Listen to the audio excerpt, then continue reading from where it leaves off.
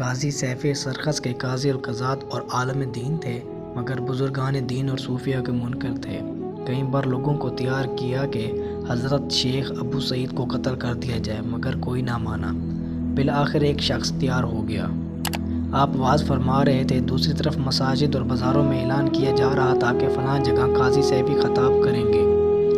آپ نے سنا تو مریدین سے فرمایا، وضو کر لو، آج قاضی سیفی کی نماز جنازہ پڑھنے جانا ہے۔ لوگ حیران تھے کہ قاضی زندہ سلامت ہے۔ ادھر قاضی خطبے کی تیاری کے سلسلے میں غسل کے لیے حمام میں گیا۔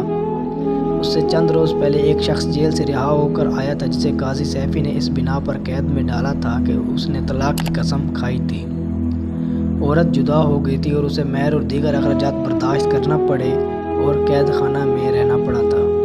اس نے لوہار سے خنجر خریدا اور گاؤں کی طرف چل پڑا۔ قاضی کو تنہا دیکھا تو آتش انتقام بھڑک اٹھی، خنجر مار کر اس کا پیٹ پھاڑ دیا۔